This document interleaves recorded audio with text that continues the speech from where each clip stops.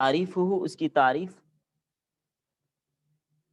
لغتاً ہو اسم الفاعل، لغت میں اسم فاعل ہے، من الاضطراب، اضطراب سے مشتق ہے، وہ اختلال الامر و فساد نظامہ، کسی معاملے میں خلل آنا اور کسی نظام کا گڑبڑ ہو جانا، خراب ہو جانا، اس کو اضطراب کہتے ہیں۔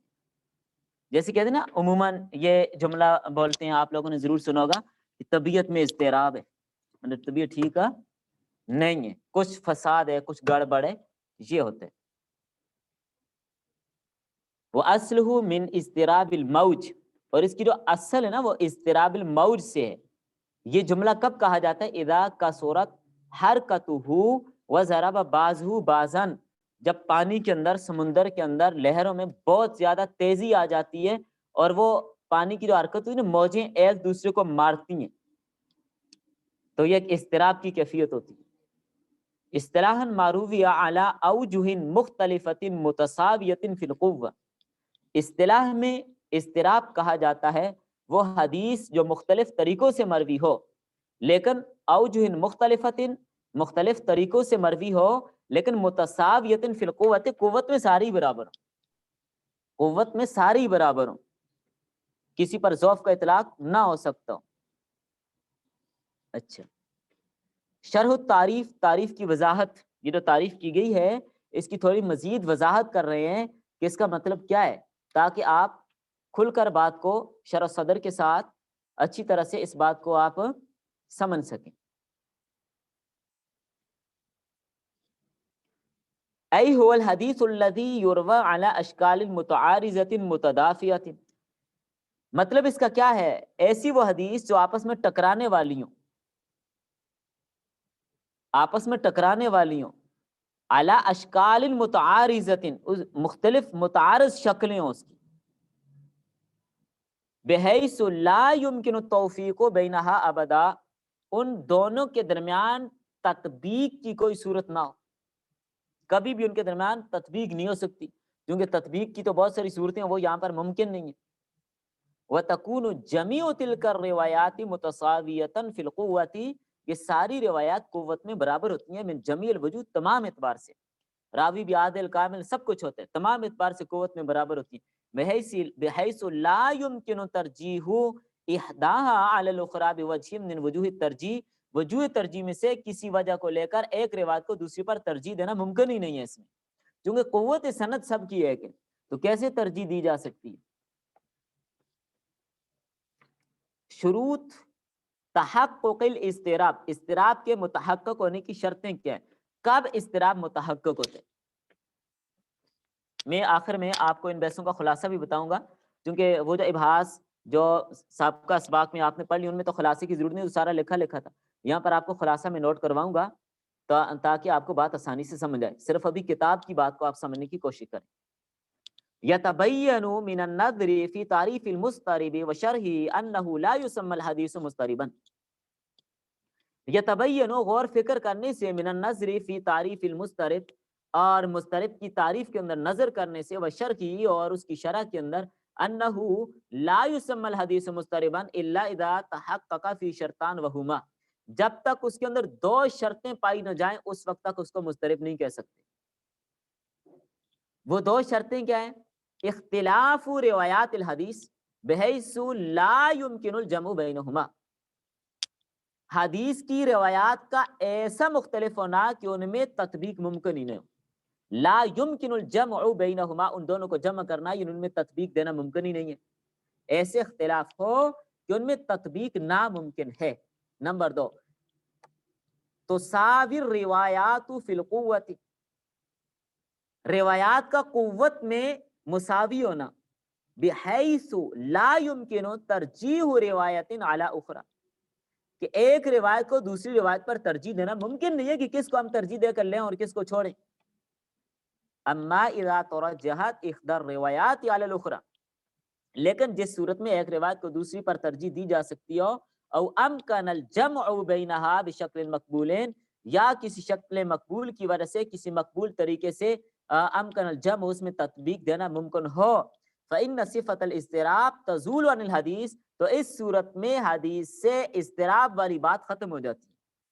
صفت اضطراب زائل ہو جاتی ہے، ختم ہو جاتی ہے جب تطبیق ممکن ہو یا ترجیح ممکن ہو۔ وَالنَّعْمَلُ بِالرِّوَایَةِ الرَّاجِحَةِ فِي حالت ترجیح، حالت ترجیح جب ترجیح دینے والی صورت ممکن ہو، جیسا کہ آپ نے یہاں پر پڑھا، تو حالت ترجیح میں ہم کیا کریں گے؟ اس روایت پر عمل کریں گے جس کو ترجیح دی گئی ہے۔ اور نعمل بجمیع الروایات فی حالت امکان الجمع بینہا، ہی ماں نہیں ہے، بینہا ہے، تو یہ ذرا آپ ٹھیک کر لینا۔ تو اس صورت میں کیا ہوگا؟ او نعمل بجمیع الروایات فی حالت امکان الجمع بینہا، یا تو یہ کہ ہم روایت کے جمع ہونے کی جو ایک فرضی صورت ہے اس میں تمام روایات پر عمل کر سکتے ہیں، یہ صورت بھی ہو سکتی ہے۔ اس کی اقسام کیا ہیں؟ ینقسم المضطرب، مضطرب کو منقسم کیا گیا ہے بحسب موقع الاضطراب فیہ الی قسمین، اضطراب کے مواقع کے اعتبار سے دو قسموں پر۔ مضطرب السند، سند میں اضطراب ہو، وہ مضطرب المتن، یا متن کے اندر اضطراب ہو۔ وقوع الاضطراب فی السند اکثر، اور اکثر اضطراب سند میں ہی ہوتا ہے، اکثر اضطراب سند میں ہوتا ہے۔ بہت ساری صورتیں ہوتی ہیں اضطراب کی، جس طرح حدیث قلتین آپ لوگوں نے پڑھی ہوگی، حدیث قلتین ہے کسی کے ذہن میں؟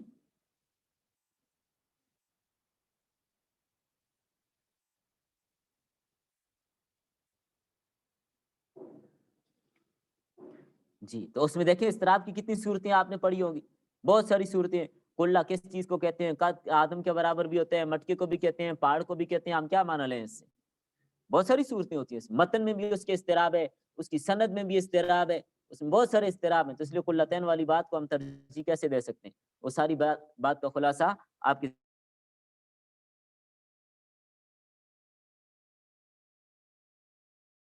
ذہن میں۔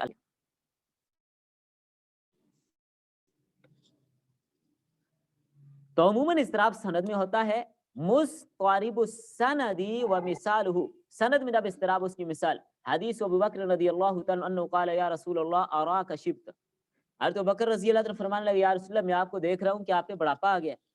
قال، آپ نے فرمایا شیبتنی ہود و اخواتها، کہ مجھے سورت ہود اور اس جیسی دوسری صورتوں نے بوڑھا کر دیا، مثلا اس جیسی اخوات جیسے سورت المرسلات ہے، تکویر ہے، واقعہ ہے، قاریہ ہے، یعنی جن صورتوں میں قیامت کا ذکر ہے، سختیوں کا ذکر ہے، تو انہوں نے مجھے بوڑھا کر دیا، یہ مطلب۔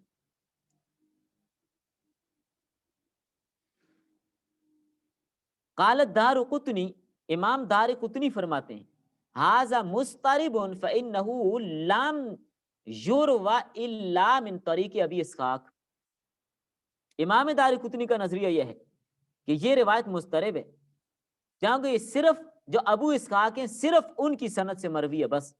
وقد اختلف علیہ فیہ علی نحو 10 اوجہ، اور ابو اسحاق پر 10 وجوہات کی وجہ سے اختلاف پایا گیا ہے، 10 صورتیں جن کی وجہ سے اختلاف کیا گیا، اوجہ وجوہات، وجہیں، صورتیں۔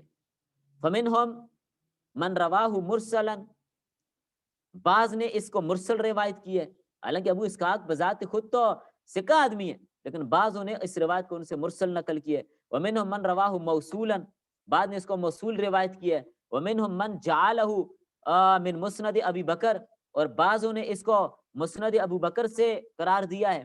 ومنہم من جعلہ من مسند سعد، بعض نے اس کو مسند سعد قرار دیا ہے۔ ومنہم من جعلہ من مسند عائشہ وغیر ذلک، ورواته ثقات لا يمكن ترجیح بعضهم على بعض والجمع متعذر، اور جب راوی سکہ ہے، تمام راوی سکہ ہیں، کسی روایت کو دوسری روایت پہ ترجیح دینا ممکن ہے، لا يمكن ترجیح بعضهم على بعض، کسی ایک روایت کو دوسری پر ترجیح دینا ناممکن ہے، والجمع متعذر، اور تطبیق یہاں پر متعذر ہے، ہو نہیں سکتی، لہذا یہ حدیث مضطرب ہو گئی۔ متن یہاں پر سند، تو اب متن کے مضطرب ہونے کی مثال، مضطرب المتن ومثالہ ما رواہ الترمذی عن شریک عن ابی حمزہ عن الشعبی عن فاطمہ بنت قیس رضی اللہ تعالی عنہا قالت سئل رسول اللہ صلی اللہ علیہ وسلم عن الزکوۃ، یہ فرماتی ہیں کہ نبی صلی اللہ علیہ وسلم سے زکوٰۃ کے بارے میں پوچھا گیا۔ سئل رسول اللہ صلی اللہ علیہ وسلم عن الزکوۃ، نبی صلی اللہ تعالی وسلم سے زکوٰۃ کے بارے میں پوچھا گیا۔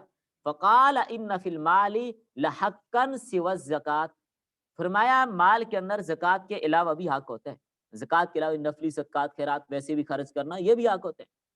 رواہ ابن ماجہ من هذا الوجہ بلفظ لیس فی المال حق سوى الزکات، اور ابن ماجہ کی روایت میں یہ الفاظ آتے ہیں لیس فی المال حق سوى الزکات، زکوٰۃ کے علاوہ مال میں کوئی حق نہیں ہے۔ قال العراقی فهذا اضطراب لا يحتمل التاویل، تو عراقی فرماتے ہیں یہ اضطراب ہے، اس میں تعویل ممکن ہی نہیں، کیا ہم اس میں تعویل کریں اور کیا کریں۔ ممن یقول اضطراب، اضطراب کس وجہ سے واقع ہوتا ہے؟ قد یقول اضطراب من راو واحد، کبھی اضطراب ایک راوی سے واقع ہوتے ہیں،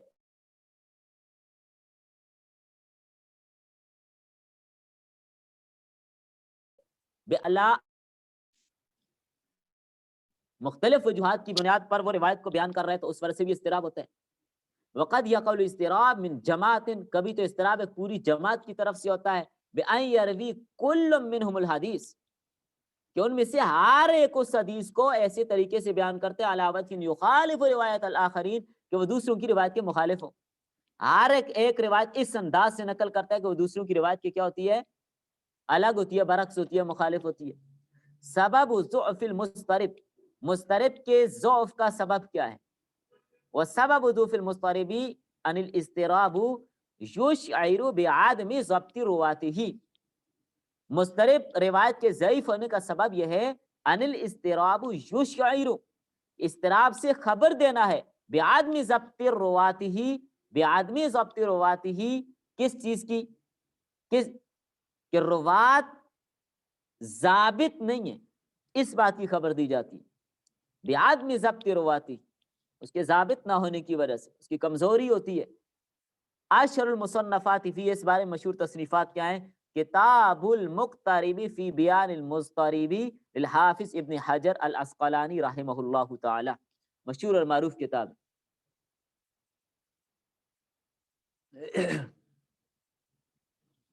دیکھیں یہاں پر آپ نے مضطرب کی بحث پڑھی، مضطرب کیا چیز ہے اس کا خلاصہ بھی آپ کو بتا دیا، صاحب کتاب نے آسان الفاظ میں آپ کو سمجھا دیا۔ مزید میں آپ کو چند لفظوں میں اس کو سمجھا رہا ہوں، آپ ذرا توجہ کیجئے۔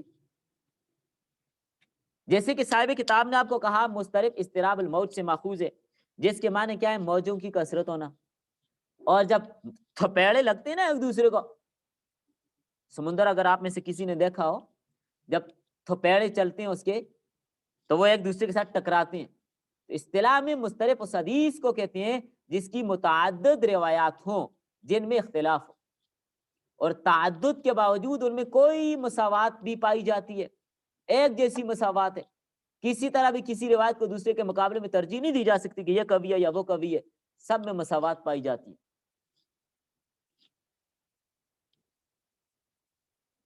اب پھر دیکھیے اختلاف شرط کیا ہے، اضطراب لازم ہونے کے لیے شرط کیا ہے؟ نمبر ایک، اختلاف ایسا سخت ہو کہ ان کے درمیان تطبیق ممکن ہی نہ ہو، ایک۔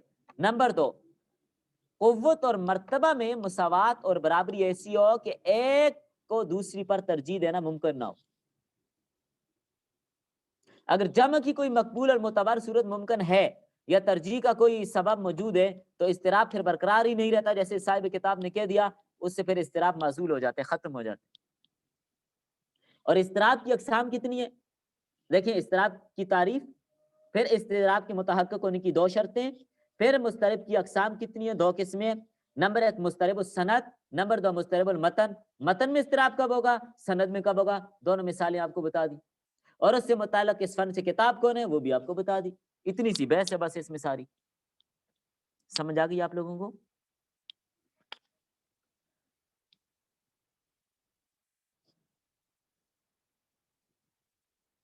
جی اس میں بھی اضطراب ہے، بالکل ٹھیک ہے۔ وہ آپ کو جتنی مثالیں یاد ہیں پھر آپ جتنا اس کو لکھیں، جیسے کہا جاتا ہے نا کہ شکر جتنی ڈالے مٹھاس اتنی بڑھتی جائے گی۔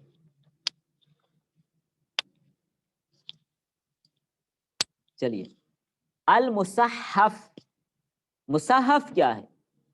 تعریف، اس کی تعریف، لغتاً اسم مفعول، لغت میں اسم مفعول ہے، من التسخیف، تسخیف سے مشتق ہے، والخطأ فی الصحیفۃ، صحیفہ میں غلطی کرنا، ومنہ سقفی، سقفی بھی اسی سے ہے.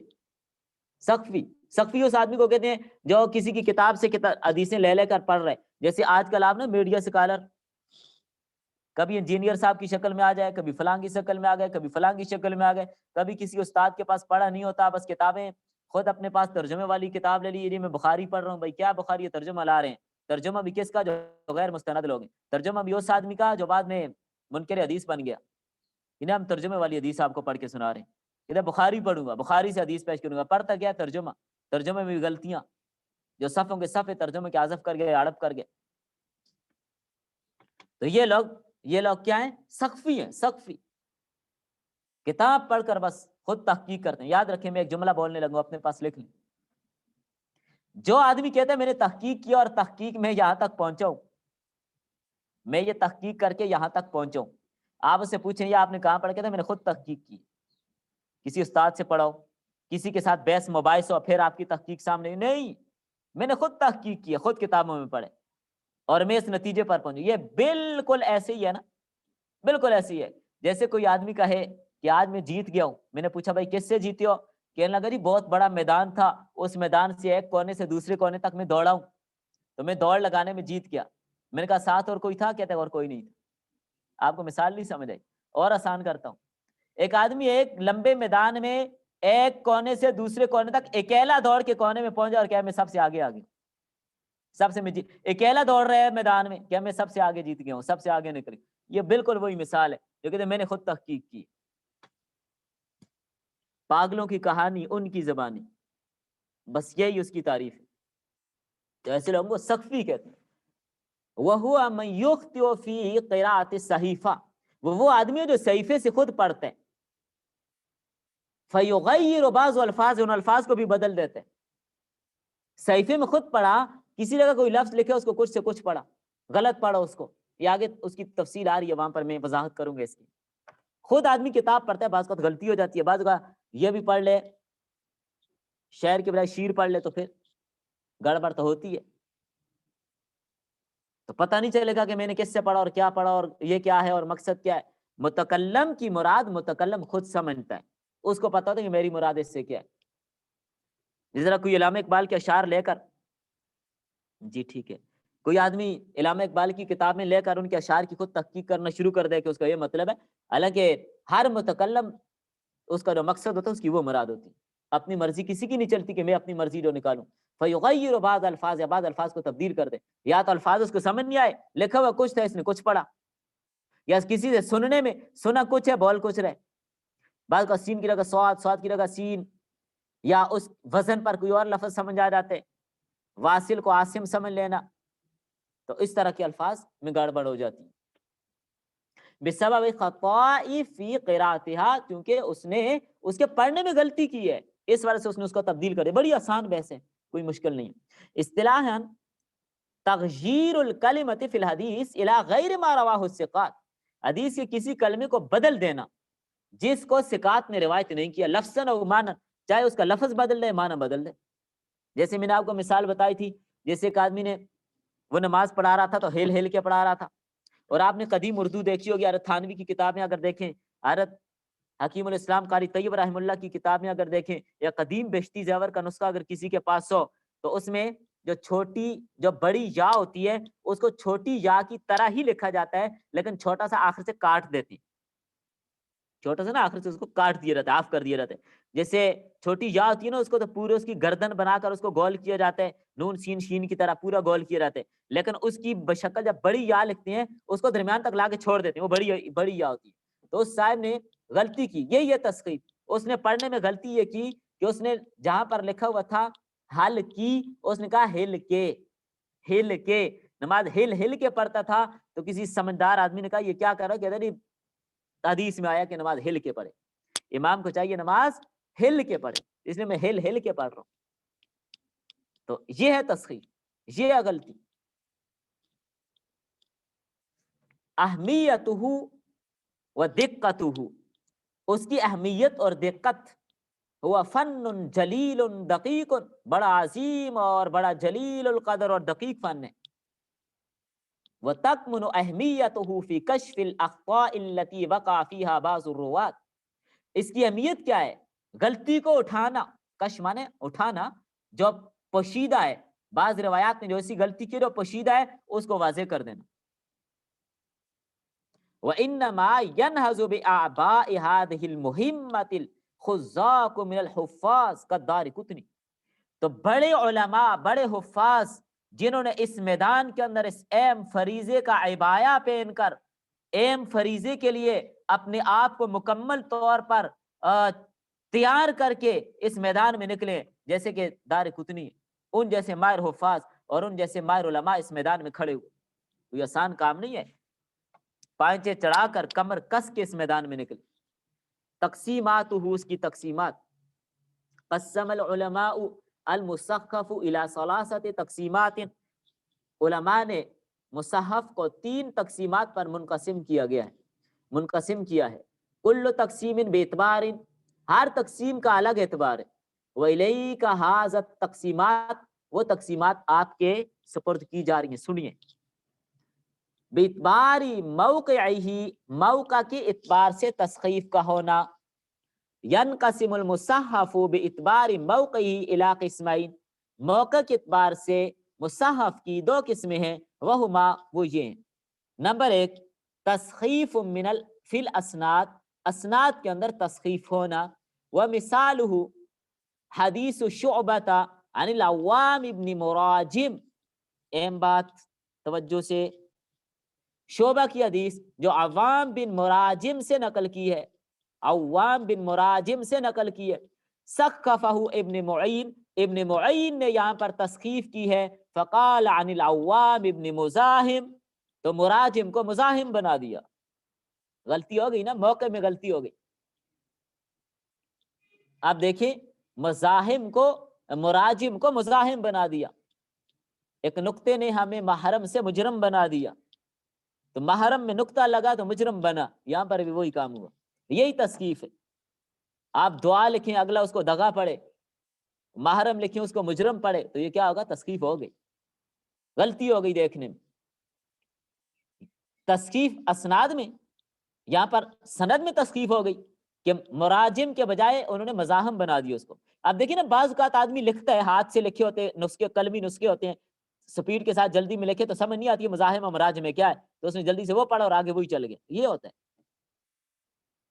تصحیف فی المتن، ومثالہ حدیث زید بن ثابت ان النبی صلی اللہ علیہ وسلم احتجر فی المسجد، زید بن ثابت کی روایت کہ نبی کریم صلی اللہ علیہ وسلم نے مسجد میں پتھر لگایا، احتجر فی المسجد، مسجد میں پتھر لگایا۔ سقفہ ابن لہیہ تھا، ابن لہیہ نے اس میں تصحیف کر دی، احتجم فی المسجد، مسجد میں حجامہ لگوایا۔ احتجرا سے احتجمہ پڑھ لیا، تو میم چونکہ آخر میں اس کو لمبا سا کھینچا جاتا ہے، آپ نے دیکھا ہوگا عربی خط میں، یہاں پر تو اردو رسم الخط کے مطابق اس کو نیچے سیدھا ڈالا گیا، لیکن بعض خطوں میں جیسے سلس وغیرہ میں اس کو سیدھا لکھا جاتا ہے، نسخ سلس میں سیدھا لکھا جاتا ہے، تو انہوں نے اس کو را کے بجائے اس کو میم سمجھا، تو انہوں نے سمجھا احتجمہ فی المسجد، مسجد میں حجامہ لگوایا، آ گئی نا تسخیف، را سے میم بنا دی اس کو، اتنی سی بات ہے، اسی کو تسخیف کہتے ہیں۔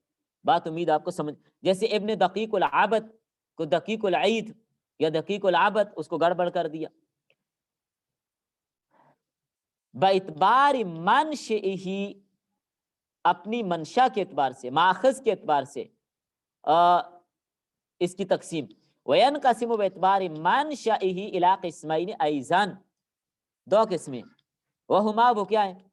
تسخیف بصر، تسخیف بصر اکثر یہ ہوتی ہے، نظر میں کچھ دیکھا، کچھ نظر آیا، وہ اکثر یشتبہ الخط علی بصر القاری، قاری کی نظر میں، پڑھنے والے کی نظر میں خط مشتبہ ہو گیا۔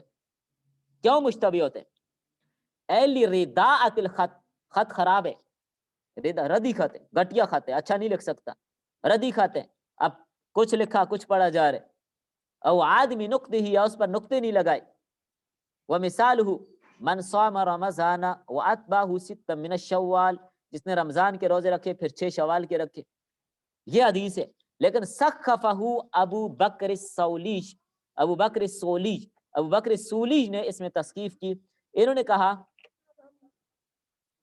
من صام رمضان واتبعہ شیئا من الشوال، ستن کو شیئا بنا لیا، فسخف ستن الی شیئن، ستن سے شیئن بنا لیا. تو جو آدمی کچے خط والا، ردی خط والا ہو تو اس کا خط اگر اس طرح ہو جائے تو اس میں گڑبڑ ہو جاتی ہے، پتہ نہیں چلتا کیا مراد ہے اس سے. سا کو شین بنا دیا، کچھ بھی ہو سکتا ہے. بات سمجھ رہی ہیں آپ لوگ؟ آسان ویسے، مشکل نہیں ہے یہ. تو اس لیے آپ لوگ خطاطی بھی ضرور سیکھیں، کتابت آپ لوگ ضرور سیکھیں، اس میں بھی محنت کریں تو اپنے خط کو اچھا بنائیں، عمدہ بنائیں. تسخیف السمع، سننے میں تسخیف ہو جانا، یعنی سامع تو کچھ سن رہا ہے اور سنانے والا کچھ سنا رہا ہے. بعض اوقات الفاظ ملتے جلتے ہوتے ہیں، بعض اوقات ایسے ہوتے ہیں آپ لوگ نام بولتے نہیں میرا یہ نام ہے، سننے والا کچھ اور سن لیتے، سننے والا کچھ اور سن لیتے. تو تیزی میں بولنے کی وجہ سے کسی وجہ سے اس میں تبدیلی ہو جاتی ہے. تو تسخیف السمع ای تسخیف منشأہ رداءۃ السمع، جس آدمی کی قوت سماعت کمزور ہو، او بعد السامع، یہ سننے والا دور ہو، یہ صورت بھی ہوتی ہے. سامع اگر دور ہے، او نخفی ذالک، یا کوئی اور صورت وہاں موجود ہے، سپیکر خراب ہے، آج کل کی اصطلاحات کے مطابق یوں سمجھ لیں سپیکر کی آواز ٹھیک نہیں ہے، گڑبڑ ہے یا دور ہے، شور ہے، کچھ بھی ہے. فتشتبہ علیہ بعض الکلمات، تو بعض کلمات اس پر مشتبہ ہو جاتی، لکونہا علی وزن صرفی واحد، کیونکہ جو کلمے وزن صرفی پر ہوتے ہیں ایک جیسے مشتبہ ہو جاتے ہیں. جیسے توبا کوسا، تو اس نے کوسا کو کوشا سن لیا، یا توبا کو اس نے کچھ اور سن لیا، وزن ایک ہے تو اس نے دوسرا بنا لیا. تو بہت ساری صورتیں ہو سکتی ہیں. زاہد کو شاہد سن لیا، شادی کو سادی سن لیا، سادی کو شادی سن لیا، کچھ بھی ہو سکتا ہے. تو جو وزن صرفی میں مشتبہ ہوتے ہیں تو کلمات میں اس کو غلطی لگ گئی، ایسا سن لیا. ومثال حدیث مروی عن عاصم الاحول، تو یہاں پر سند میں آپ کو تصحیف بتا رہے ہیں، عاصم احول سخف بعضهم، بعض کو اس میں تسخیف ہو گئی، انہوں نے یوں سنا واصل اخدب، عاصم احول سے واصل اخدب بنا دیا. تو وزن صرفی چونکہ اس کا ہے کہ یہاں پر عاصم کو واصل بنا دیا اور اخول کو اہدب بنا دیا. باعتبار لفظه او معناه، لفظ اور معنی کے اعتبار سے تسخیف. وینقسم باعتبار لفظه او معناه الى قسمین، لفظ اور معنی کے اعتبار سے بھی دو قسمیں، دو قسمیں ساری. وہما تسخیف فی اللفظ، تسخیف لفظوں میں ہو، وہ الاکثر، اکثر یہی ہوتا ہے لفظوں میں ہو جاتی ہے. وذالک کالامثلۃ السابقہ، اور یہ سابقہ مثالوں سے آپ پر اچھی طرح بات واضح ہو گئی. تسخیف فی المعنی، معنی میں تسخیف ہو، ای ان یبقی الراوی المسخف اللفظ علی حالہ لیکن یفسرہ تفسیرا یدل علی انہ فہم معناہ فہما غیر مراد. یہ بڑی اہم بحث ہے، یہ بات سمجھنی، یہ آج کل یہ معاشرے میں اس کی ضرورت بھی آتی ہے. بعض اہل بدعت نے جو ہمارے اکابرین و علماء پر جو اعتراض کیے وہ بھی یہ تسخیف ہوئی ان سے، یہی وجہ بنی. میں آپ کو سمجھاتا ہوں کیا مطلب. یعنی تسخیف کرنے والا لفظ کو اس کی حالت پر باقی رکھے. توجہ، ان یبقی الراوی المسخف، تسخیف کرنے والا راوی، توجہ سے، تسخیف کرنے والا راوی لفظ کو اپنی حالت پہ باقی رکھے، جیسے لکھا ہے ویسے ہی چھوڑے، جس طرح لکھا ہوا ہے وہی سمجھے، اسی طرح چھوڑے. لیکن یفسرہ تفسیرا، لیکن اس کی تفسیر ایسے کرے، یدل علی انہ فہم معناہ فہما غیر مراد، لیکن تفسیر اس کی ایسے کرے جو راوی کی مراد نہیں ہے، جو راوی کی مراد نہیں ہے، تفسیر اس کی ایسے کر. دیکھیں لفظ ویسی ہے، میں آپ کو ایک مثال دے رہا ہوں. قال الرجل علی الفراش فانقض الوضو، یہ محاورہ اکثر آپ لوگوں کو آتا ہوگا.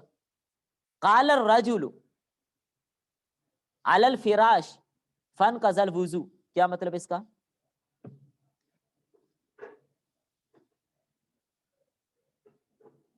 قال الرجل،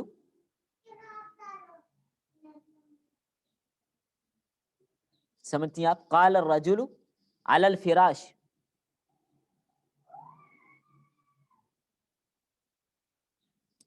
آپ دیکھیے ہو گئی تسخیف.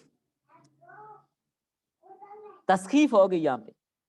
قال الرجل علی الفراش، ایک آدمی نے بستر پر کہا، فانقض الوضو، اور اس کا وضو ٹوٹ گیا. ایک آدمی نے بستر پر کہا اور اس کا وضو ٹوٹ گیا. یا قال الرجل تحت الشجرۃ فانقض الوضو. آپ دیکھیے کالا، کالا وہ والا کالا نہیں ہے جو فعل ہے کہا، یہاں پر کالا سے مراد قیلولہ کرنا ہے کہ آدمی نے بستر پر قیلولہ کیا اور اس کا وضو ٹوٹ گیا. تو قیلولہ کرنے سے نیند آ گئی، وضو ٹوٹ گیا. جی ہاں، کالا قیلولہ ہے. تو اب یہ قیلولہ ہے، اب تسخیف ہو گئی. تفسیر کرنے والے نے اس کو کچھ اور کہہ دیا، یہ ہے تسخیف. میں ایک اور مثال آپ کو سمجھاؤں. نبی صلی اللہ علیہ وسلم ایک موقع پر آپ کے سامنے صحابہ کرام نے آ کر ایک بات بتائی، یا رسول اللہ فلاں فلاں جو صحابی ہیں، آپ نے ان سے کہا کہ مسجد نبوی کے قریب کچھ مکان خالی ہیں، تو آپ اتنے دور سے مسجد آتی ہو تو مسجد نبوی کے قریب آؤ اور یہ مکان آپ خرید لو، یہاں پر رہا کرو، مسجد نبوی آپ کے قریب ہے، نماز کے لیے آسانی ہوگی. تو انہوں نے کہا نہیں جی، ہم مسجد نبوی کے قریب نہیں آنا چاہتے. یہ کہا. اب باقی صحابہ کو شک ہو گیا کہ کہیں یہ منافق تو نہیں ہے، کیونکہ مومن تو چاہتے ہیں مسجد کے قریب آئے اور یہ کہتے ہیں نہیں جی ہم قریب نہیں آنا چاہتے. کہیں یہ منافق تو نہیں ہے، دور محلے سے آ رہے ہیں اور کہتے ہیں ہم مسجد کے قریب نہیں آنا چاہتے. صحابہ کرام کی بڑی اچھی عادت تھی، خود فتوے نہیں لگاتے تھے. عام لوگ ہوتے ہم لگا دیتے فتوی، یہ تو منافق ہو گیا، فلاں ہو گیا، فلاں ہو گیا. بھائی پہلے معلومات کریں وجہ کیا ہے، مسئلہ کیا. اللہ کے نبی صرف بات کی، نبی صلی اللہ علیہ وسلم نے فرمایا بلاؤ انہیں، مسجد کیا ہے، وجہ کیا ہے یہ مسجد کے قریب نہیں آنا چاہتے، وجہ بتاؤ. جب ان صحابہ کو بلایا، ان صحابہ نے کہا یا رسول اللہ صلی اللہ علیہ وسلم، ایک موقع پر آپ نے کچھ صحابہ اکرام سے یہ بات فرمائی تھی کہ جو آدمی دور سے چل کر آتا ہے تو اس کو جتنے قدم اٹھائے گا جی ہاں اس کو نیکیاں زیادہ ملتی ہیں، تو ہم اس لیے یہاں قریب نہیں آنا چاہتے. ان کی مراد یہ تھی، دوسروں نے کچھ سمجھا. تو یہیں پر تسخیف ہو جاتی ہے معنی میں، بات باقی رکھ کے معنی میں تسخیف. یہی کام ہوا ہمارے اکابرین کی عبارت کے ساتھ. ہمارے اکابرین علماء نے جو عبارات لکھی ہیں ان کے ساتھ تسخیف کا معاملہ کیا. سمجھنے والے نے اس کو اپنی فہم پر ڈھالا اور لوگوں کے ذہن میں شکوک اور شبہات ڈالے. آپ دیکھیں حجت الاسلام قاسم نانوتوی رحمہ اللہ پر جو الزام لگایا گیا کہ حضرت نانوتوی نے یہ کہا کہ امتی نبی سے بڑھ جاتا ہے، معاذ اللہ، امتی نبی سے بڑھ جاتا ہے، تو کہتے ہیں امتی کو نبی سے بڑھا دیا، ہو گیا کافر، یہ لگا دیا کفر کا فتویٰ. تو جن لوگوں نے اندھیرے میں پتھراؤ کرنا ہوتے ہیں، اندھیرے میں تیر چلانے ہوتے ہیں، انہوں نے بھی کہا اچھا ان کی کتاب میں لکھا ہوا ہے، جی ہاں یہ دیکھیں یہ کتاب چھپی ہوئی ہے فلاں مکتبہ فلاں صفحہ، ان کی کتاب میں لکھا ہوا ہے کہ امتی نبی سے بڑھ جاتے ہیں. معاذ اللہ، کفر کا فتویٰ لگا دیا. محترم جناب فلاں صاحب نے، آپ کو پتہ ہے تذکرہ کی ضرورت نہیں، نام مت لکھیے گا، وہ جو آپ کے دل میں ہے، وہ جو آپ کے ذہن میں ہے. تو اب دیکھیں کتاب میں بات لکھی ہوئی ہے، ہمارے لوگ ہمارے پاس لے کے دیکھیں جی یہ دیکھیں کتاب میں تو یہ بات لکھی ہے نانوتوی صاحب نے، آپ اس کا کیا جواب دیں گے؟ آپ نے کہا بابا جس نے یہ بات لکھی ہے اس نے دھوکہ دیا. یہ ذرا پوری عبارت اچھی طرح پڑھیں، اس کے پیچھے کیا لکھا ہے؟ بظاہر امتی اعمال میں نبی سے بڑھ جاتا ہے. اب تسخیف کرنے والے نے بات وہی ہے، بات وہ باقی رکھی، لیکن اس نے تسخیف کی، تفسیر اپنی کی، غلط کی. تسخیف کیا کی؟ تسخیف اس نے یہ کی کہ حضرت کا مقصد یہ تھا کہ بظاہر اعمال میں امتی نبی سے بڑھ جاتا ہے، لیکن درجے میں نبی کو نہیں پہنچ سکتا اگرچہ اعمال میں بڑھ جائے. اب میں اس کو اور آسان کر کے سمجھاؤں. ہمارے نبی صلی اللہ علیہ وسلم کی امت میں ایسے لوگ بھی موجود ہیں جنہوں نے 40 حاج، 50 حاج، 20 حاج، 10 حاج تو کیے ہوئی ہیں. 20 حاج والے لوگ تو آج کے زمانے میں پائے جاتے ہیں. تو بظاہر عمل میں اللہ کے نبی نے تو 1 حج کیا اور انہوں نے 50 حج کیے، بظاہر عمل میں تو یہ زیادہ ہیں، لیکن نبی کے 1 حج کے برابر تو پوری کائنات کا حج نہیں. یہ بظاہر دیکھنے میں امتی بڑھ جاتا ہے، لیکن ثواب میں، حقیقت میں، درجے میں آگے نہیں بڑھ سکتا. یہ مراد. آپ کو بات سمجھ آ گئی؟ یا جزوی فضیلت کسی کی ہو جائے. بعض لوگ اس بات کو لے کر بھی اعتراض کرتے ہیں. آپ دیکھیں ہم کسی سے کہتے ہیں بھائی بات سنیں، کوا اوپر اڑتا ہے، مکھیاں اوپر اڑتی ہیں، کوا اڑ رہا ہے، مکھیاں اڑ رہی ہیں، پتنگ اڑ رہے ہیں، کیڑے مکوڑے اڑ رہے ہیں، تو محترم جناب فلاں صاحب سے افضل ہوئے کیونکہ فلاں صاحب اڑ نہیں سکتے اور یہ چیزیں اڑ رہی ہیں. یاد رکھیں ہمارے اکابرین پر یہ باتیں، ارے تھانوی رحمۃ اللہ علیہ پر جو اشکال کیا وہ بھی تسخیف ہے. حضرت نے جو کہا کہ اگر تمہارا دعویٰ یہ ہے کہ نبی صلی اللہ علیہ وسلم غیب جانتے ہیں اور اس پر دلیل تم پیش کرتے ہو جزیات، جزیاں پیش کرتے ہو کہ یہ چیز آپ نے بتائی، یہ آپ نے بتائی، یہ آپ نے بتائی. حضرت فرما رہے ہیں کہ بھائی دعویٰ تمہارا کلی علم غیب کا اور پیش جزیاں کرتے ہو. اگر جزیات میں کوئی عالم الغیب بنتا ہو پھر زید، عمر، بکر ہر کوئی ایسی جزیات جانتا ہے، پھر ہر ایک کو عالم الغیب کیوں نہیں کہتے؟ دیکھ کچھ باتیں آپ جانتی ہیں، کچھ میں جانتا ہوں، کچھ فلاں جانتا ہے، کچھ باتوں والے کو عالم الغیب کہے تو پھر ہر آدمی جانتا ہے، زید، عمر، بکر کو بھی کہو. حضرت نے یہ کہا اور حضرت پر کفر کا فتویٰ جھاڑ دیا. یہ ہوتی ہے شرارت. اور دیکھیں حضرت نانوتوی نے کہا اگر نبی صلی اللہ علیہ وسلم کے سامنے نہیں، میں پہلے تو صاحب نے جس نے تسخیف کیا اس نے تو عبارتیں بھی بدلی. یہ اہم ترین باتیں ہیں، یہ آپ کو پتہ ہونی چاہیے. لوگ اشکال اعتراض کرتے ہیں، ہمیں پتہ ہی نہیں ہوتا. یہ تو اتنی لمبی بحث ہے. کم از کم آپ اس بحث کے حل کے لیے ہر جو ہمارے 5 اکابرین پر جو اعتراضات کیے گئے ہیں ان ہر ایک اعتراض کے لیے ہر آدمی کے لیے آپ زیادہ نہیں 1 گھنٹہ دے دیں.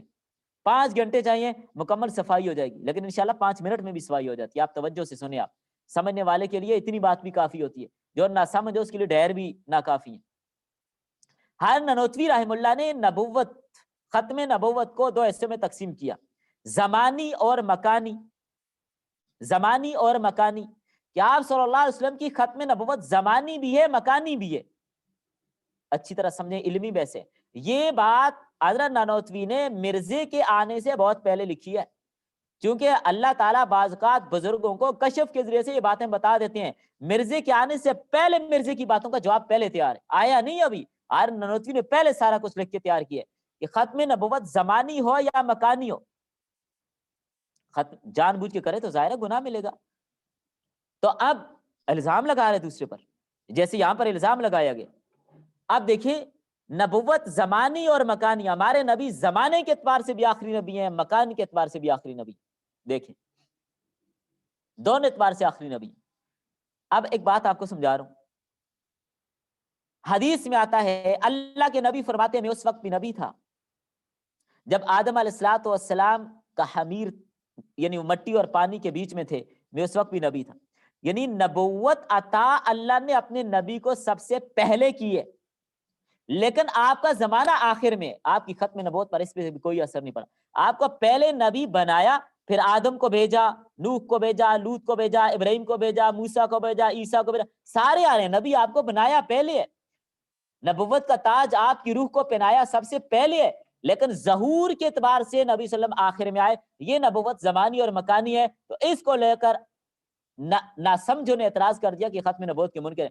حضرت نانوتوی جو سمجھا رہے ہیں کہ دیکھیں آپ کو سب سے پہلے نبوت دی گئی، آپ کے بعد نبی آ رہے ہیں، آدم بھی آ رہے ہیں، ابراہیم بھی آ رہے ہیں، موسیٰ بھی آ رہے ہیں، عیسیٰ بھی آ رہے ہیں، آپ کی ختم نبوت پہ کوئی فرق نہیں پڑتا. یہ بتا رہے ہیں آپ پھر بھی خاتم النبیین ہیں، وہ بعد میں آ رہے ہیں. اور پھر اللہ تعالیٰ نے آپ کو زمانے کے اعتبار سے، وجود کے اعتبار سے آخری زمانے میں بیچ کر زمانے اور مکان دونوں کے اعتبار سے آپ کو آخری نبی بنا دیا. آپ کو ایک اور آسان بات سمجھاؤں. کبھی آپ نے پرکار کے ساتھ دائرہ لگایا، آپ نے سرکل بنایا، آپ نے ضرور بنایا ہوگا، ابھی نہیں تو بچپن میں تو بنایا ہی ہوگا نا. ٹھیک ہے، اب دیکھیں جب آپ پرکار سے دائرہ لگاتے ہیں تو جو اس کی سوئی ہوتی ہے اس کو سب سے پہلے پیج پہ کیا کیا جاتا ہے؟ پیج پہ سب سے پہلے اس کی سوئی رکھی جاتی ہے، پھر پینسل والی سائڈ کو رکھ کے گھمایا جاتا ہے. اب پورا دائرہ جب مکمل ہو جاتا ہے، میں آپ سے 2 سوال کروں گا. دائرہ لگنے کے بعد جو نقطہ ہوتا ہے وہ دائرہ لگنے کے بعد ظاہر ہوتا ہے. نقطہ کب ظاہر ہوتا ہے؟ دائرہ لگنے کے بعد. جب آپ پرکار اٹھائیں گے تو نقطہ ظاہر ہوگا، لیکن لگا وہ سب سے پہلے. شاید آپ کو بات سمجھ آ گئی. نقطہ مرکزی نقطہ سب سے پہلے لگا، ظاہر آخر میں ہوا. تو اسی طرح اللہ نے اپنے نبی کو نبوت روحانی طور پر سب سے پہلے دی، ظاہر آخر میں ہوا. شاید آپ کو سمجھ آ گئی. یا اس کو میں ایک اور مثال سے آپ کو سمجھا دیتا ہوں. ہارون نانوتوی کی عبارت اگرچہ اس صاحب نے تو صفحہ 3 سے صفحہ 8 سے صفحہ 28 سے 3 جگہوں سے عبارت لے کر جوڑ کے بنائی ہے، لیکن مقصد اس کا پھر بھی پورا نہ ہوا، منہ کی کھانی پڑی ہر جگہ پہ. آپ اس کو کیوں انداز سے بھی سمجھ لیجئے. آپ دیکھیں حضرت کی جو عبارت ہے، اگر آپ صلی اللہ علیہ وسلم کے بعد کوئی نبی آ بھی جائے پھر بھی آپ کی ختم نبوت پہ فرق نہیں پڑتا. یہ اگر کا لفظ ہی بتا رہا ہے. اگر کو دیکھیے ذرا. لو کان بعدی نبی لکان عمر، تو کیا آپ کہہ دیں عمر نبی ہیں؟ حضرت فرما رہے ہیں کہ اگر کوئی نبی آ بھی جائے آپ کی ختم نبوت پہ کوئی فرق نہیں پڑتا، چونکہ آپ کو روحانی طور پہ سب سے پہلے خاتم النبیین بنا دیا. اب دیکھیے اگر کا جملہ بھی آپ کو سمجھ نہیں آیا بھائی. اگر کا یہ مطلب تو نہیں کہ ہو گیا. اللہ کے نبی فرماتے اگر میرے بعد کوئی نبی ہوتا تو عمر ہوتا. تو اس کا کیا مطلب عمر نبی بن گئے؟ مطلب بنے تو نہیں. جس طرح مولوی کیا نام ہے اس کا، احمد یار نعیمی صاحب گجرات والے، انہوں نے اپنی کتاب میں لکھا، اپنی تفسیر میں لکھا، جو اعتراض کرنے والوں میں سے ہیں، اور اعتراض سب سے زیادہ اسی بندے نے کیے ہیں. اپنے بڑے کے بعد سب سے زیادہ اعتراض کرنے والا یہی بندہ ہے. اس نے سب سے زیادہ ہمارے اکابرین پر اعتراض کیے. اپنی کتاب اس کی نور العرفان، اس کی جو تفسیر قرآن ہے، اس کے اندر اس نے یہ بات خود لکھی ہے، اگر مرزا قادیانی نبی ہوتا تو پٹھانوں کے ڈر سے ہاتھ جیسے فریضے سے محروم نہ رہتا. تو کیا خیال ہے یہ اگر کا جملہ کیا بتا رہا ہے آپ کو؟ مرزا نبی بن گیا؟ بے وقوفی کی بھی حد ہوتی ہے. اگر یہ پنکھا نیچے ہوتا تو سر میں لگ جاتا. یہ اوپر میرے پنکھا لگا ہوا ہے، تو کیا پنکھا نیچے ہو گیا؟ چلیں باقی اور بھی باتیں ہیں. باقی امکان کسب کا مسئلہ ہے، وہ بھی حضرت اختر صاحب مولانا رشید احمد گنگوئی رحمہ اللہ پر سراسر الزام لگایا ہے. معاذ اللہ. اشکال کیا بنایا آپ کو پتہ ہے؟ اشکال یہ بنایا ہے کہ حضرت گنگوئی صاحب کا عقیدہ یہ ہے کہ اللہ تعالیٰ جھوٹ بول سکتے ہیں. معاذ اللہ، استغفر اللہ، لعنت اللہ علی الکاذبین. ہم نے، ہمارے اکابرین نے اس وقت سے لے کر آج تک ہم یہ بات مطالبہ کر رہے ہیں، مانگ رہے ہیں کہ تمہاری ایک نہیں ہزاروں کتابیں تمہاری بھری پڑی ہیں جس میں تم یہ لکھتے ہو کہ حضرت گنگوئی نے لکھا ہے کہ اللہ جھوٹ بول سکتے ہیں. کتاب لا کے دکھاؤ. حضرت گنگوئی نے کہاں یہ بات لکھی ہے؟ کہتے ہیں نہیں، انہوں نے کلمی فتویٰ جاری کیا تھا، ان کے ہاتھ سے فتویٰ لکھا گیا تھا، اس میں لا کے دکھاؤ بھائی. آج تک نہیں لا سکتے. پہلے تو ان کا جھوٹ یہی ہے. باقی رہی بات حضرت کے موقف کی، تو جن لوگوں نے یہ نظریہ قائم کیا ہے، معتزلہ، روافض، جبریہ، قدریہ والا نظریہ اپنایا، ہم اس کے قائل نہیں ہیں. حضرت گنگوئی نے جو مسئلہ سمجھایا وہ مسئلہ اور ہے. وہ مسئلہ کیا ہے؟ اللہ کی قدرت. ایک کر سکنا اور ایک کرنا، دونوں میں فرق ہے. حضرت یہ مسئلہ سمجھا رہے ہیں، توجہ، شاید آپ نے شرح عقائد میں کہیں یہ بات پڑھی ہو. ایک ہوتے کر سکنا اور ایک ہوتے کرنا. میں آپ سے سوال کرتا ہوں، قرآن کریم میں ہے ان اللہ لا یغفر ان یشرک بہ ویغفر ما دون ذلک لمن یشاء. مشرک کو اللہ معاف نہیں کریں گے. اب اگلا سوال میں یہ آپ سے پوچھوں گا، اللہ اگر چاہیں تو معاف کر سکتے ہیں یا نہیں؟ اللہ مشرک کو معاف کر سکتے ہیں یا نہیں؟ کر سکتے ہیں. لیکن معتزلہ، جبریہ، قدریہ، ان کا نظریہ یہ ہے کہ اللہ کر ہی نہیں سکتا. وہ اللہ کی قدرت کو محدود کرتے ہیں کہ اللہ یہ کام کر سکتا ہی نہیں. ہم کہتے ہیں کر سکتا ہے لیکن کرے گا نہیں. ہمارے عقیدے میں اور ان کے عقیدے میں فرق ہے. جیسے ہم کہتے ہیں، منطق شاید آپ نے پڑھی ہو، کہ اللہ تعالیٰ دوسرا سورج پیدا کرنا چاہیں تو کر سکتے ہیں کہ نہیں؟ کر سکتے ہیں لیکن کریں گے نہیں. یہی موقف حضرت رشید احمد گنگوئی رحمہ اللہ یہی سمجھا رہے ہیں، کر سکنے اور کرنے میں، کہ اللہ چاہے تو کر سکتا ہے لیکن کرے گا نہیں. اس کو لے کر انہوں نے کیا یہ خلاف بھی کر سکتے ہیں. تو یہ معلوم ہے کہ اللہ جھوٹ بول سکتے ہیں. معاذ اللہ. بات کہاں کی اور کہاں پہ لا کے فٹ کر دی. جی بالکل کر سکتے ہیں، کریں گے نہیں. امید ہے آپ کو یہ بات اچھی طرح سمجھ آ گئی. اچھا چلیں، آپ نے ایک جگہ اشتہار پڑھا، یہ جو آخری بحث آپ نے پڑھی کہ تصحیف میں لفظ باقی ہے، مفہوم اپنا نکالا. لفظ باقی ہے، مفہوم اپنی مرضی کا نکالا. آپ نے ایک اشتہار کے نیچے لکھا ہوا دیکھا، فلاں جگہ پر ختم بخاری کا پروگرام ہے، الکہف اکیڈمی میں، ابراہیم اکیڈمی میں ختم بخاری کا فلاں تاریخ پروگرام ہے، مستورات کے لیے پردے کا انتظام ہے. آپ سبھی کو جملہ سمجھ آ گیا؟ مستورات کے لیے پردے کا انتظام ہے. اب ایک آدمی بیوقوف اندھی عقل والا آیا، اس نے آ کر اعتراض کیا. اس نے آ کر کہا ابراہیم اکیڈمی والوں کو کیا ہو گیا، اتنے اچھے لوگ ہیں، ہم ان کو بڑا اچھا سمجھتے تھے، تو انہوں نے تو اپنے اشتہار پہ گالی لکھی ہوئی ہے. ہم نے پوچھا بھائی گالی کیسے؟ کہ جو اشتہار کے نیچے انہوں نے لکھا ہوا تھا مستو رات کے لیے پردے کا انتظام ہے. آپ کو نہیں سمجھ آئی؟ مستو رات کے لیے پردے کا انتظام موجود ہے. دیکھ لیا آپ نے؟ مستورات کے لیے پردے کے انتظام، مستورات عورتوں کے لیے پردے کے انتظام ہے، لیکن اس پڑھنے والے نے لفظ تو باقی رکھا، معنی بدل دیا. کہتے ہیں انہوں نے لکھا ہوا جی مستو رات کے لیے پردے کے انتظام ہے. مست آدمی، شرارتی آدمی. نہیں سمجھ آئی آپ کو شاید؟ اگر سمجھ آئی تو بڑی دلچسپ بات ہے.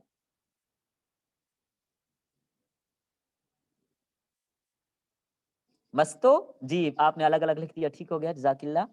مستو رات کے لیے پردے کے انتظام ہے. یعنی لوگوں کو یہ کہا جا رہا ہے کہ آپ شرارتی لوگوں، اے مستو اے شرارتیوں، پردے کے انتظام بھی ہے. حالانکہ مستورات کے لیے پردے، یعنی عورتوں کے لیے پردے کے انتظام ہے، لیکن اس نے غلط سمجھا. جی اب آپ کو سمجھ آ گئی.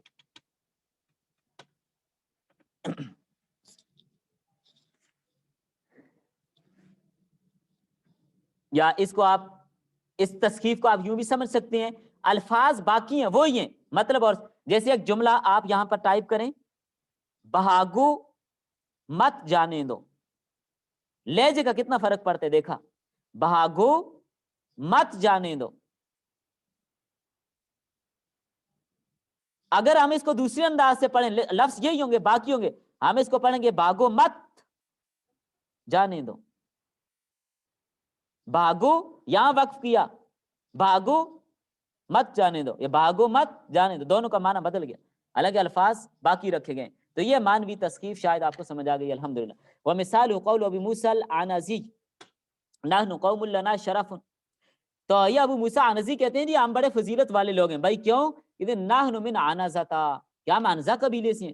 صلی علینا رسول اللہ صلی اللہ علیہ وسلم، نبی صلی اللہ علیہ وسلم نے ہماری طرف مڑ کے نماز پڑھی ہے. کیا ہم عنزہ قبیلے کے ہیں تو ہم بڑی فضیلت والے لوگ ہیں. بھائی کیوں؟ ہماری طرف نبی صلی اللہ علیہ وسلم نے مڑ کے نماز پڑھی ہے. حالانکہ تسخیف ہو گئی ان سے. عنزہ ان کا قبیلہ مراد نہیں ہے. یرید بذلک الحدیث، انہوں نے اس حدیث سے مراد لیا کہ عنزہ کی طرف، قبیلے کی طرف مڑ کے نماز پڑھی. حالانکہ ان نبی صلی اللہ علیہ وسلم صلی الی عنزہ، عنزہ جو آپ کا نیزہ تھا، اس کو سترہ بنا کر آگے رکھ کے آپ نے نماز پڑھی ہے. تو فتوہم انہ صلی الی قبیلتہم، ان کو وہم ہو گیا کہ ہمارے قبیلے کی طرف مڑ کے نماز پڑھی. نہیں سمجھ آئی آپ کو؟ عنزہ آپ صلی اللہ علیہ وسلم نے آگے گاڑا، سترے کی بحث میں آپ نے ترمذی میں پڑھا ہوگا، ابو داؤد وغیرہ میں، کہ سترہ آگے گاڑ کر آپ نے نماز پڑھی. تو آگے سے تاکہ کوئی گزرے نہ، یا کوئی گزرے تو سترے کے آگے سے گزرے، گناہگار نہ ہو جائے. تو عنزہ کی طرف آگے عنزہ گاڑ کے اس کی طرف نماز پڑھی. انہوں نے سمجھا ہمارے قبیلے کی طرف مڑ کے نماز پڑھی، کہنا ہم فضیلت والے. تو اس سے ان کو تھوڑی غلط فہمی ہو گئی. وَإِنَّمَا الْعَنَزَةُ هُنَا الْحَرَبَةُ تُنْصَبُ بَيْنَ يَدِ الْمُصَلِّ. تو اس سے مراد وہ حربہ ہے، وہ برچھا وغیرہ جس کو مصلی کے آگے گاڑ کے نماز پڑھی گئی. جیسے آج کل آپ کوئی ڈنڈا آگے رکھ کے نماز پڑھتے ہیں، کوئی تپائی کرسی وغیرہ رکھ کے نماز پڑھتے ہیں سترے کے طور پر. سترے کی بحث تفصیلاً آپ نے فقہ کی کتابوں میں پڑھ لی ہوگی، بھی وقت نہیں ہے، اہم بحث ہے یہ بھی. تقسیم الحافظ ابن حجر، حافظ ابن حجر نے اس کی جو تقسیم کی ہے وہ کیا ہے؟ حافظ ابن حجر نے جو تسخیف کی تقسیم کی ہے، وقد قسم الحافظ ابن حجر التسخیف و تقسیم آخر، ایک دوسری تقسیم کی ہے.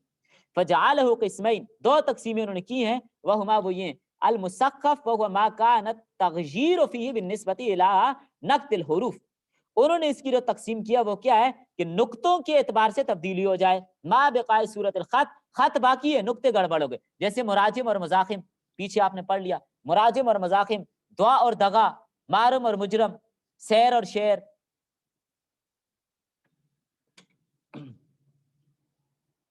اچھا، المحرف وہو ما کان التغییر فیہ، دوسری تقسیم انہوں نے کی ہے کہ وہ تحریف ہو جائے.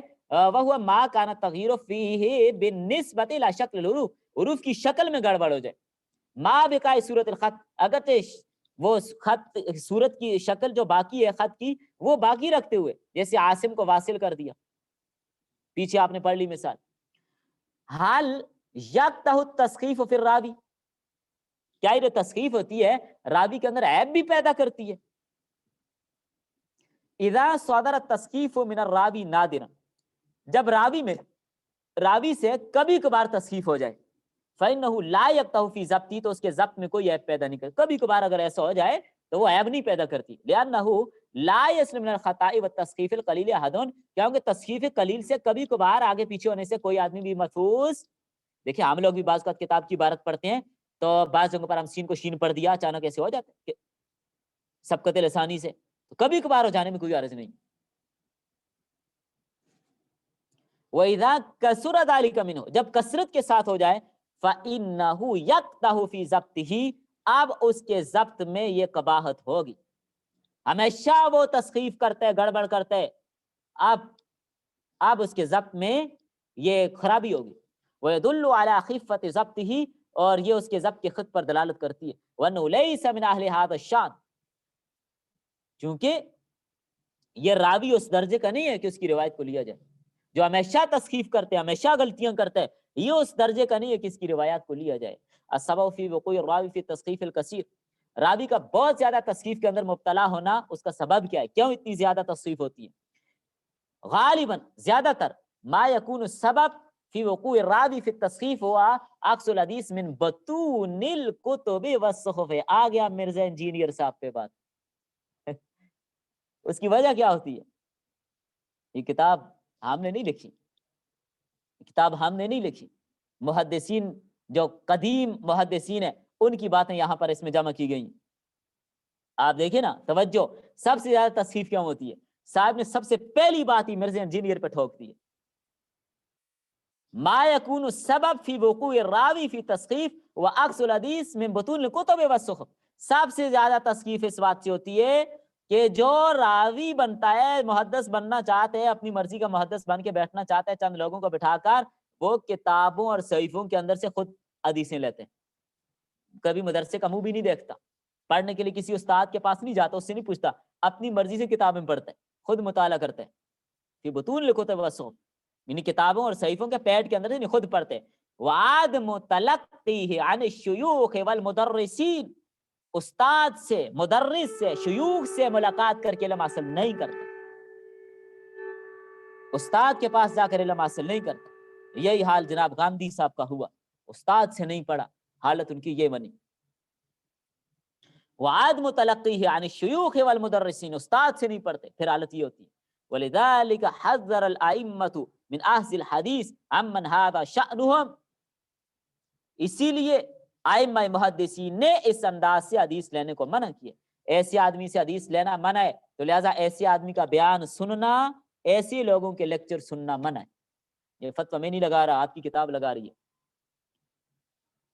حذر الائمۃ من اخذ الحدیث عمن هذا شأنهم، جو اس طرح کے لوگ ہیں جو استاد کے پاس جا کر نہیں پڑھتے، اپنی مرضی سے کتابیں لے کر ترجمے پڑھ کے محدث بن کے بیٹھ جاتے ہیں، فقیہ بن کے بیٹھ جاتے ہیں، اپنی مرضی کے مطابق مسئلے ڈالتے ہیں، ان سے روایت لینے کی اجازت نہیں، تو عوام کو ان سے سننے کی اجازت نہیں. آپ لوگ کہیں ناراض تو نہیں ہو رہی؟ وقالوا لا يؤخذ الحدیث من السخفی، اسی لیے کہا جاتا ہے سخفی سے حدیث نہ لی جائے.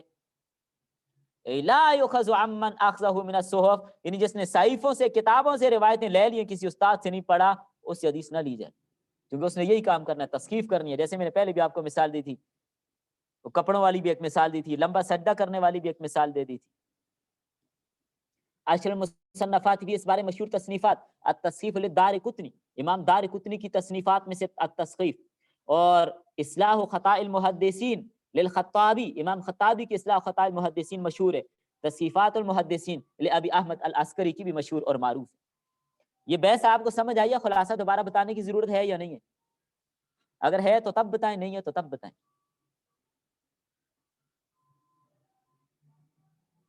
بہت اچھی بات ہے، جزاک اللہ.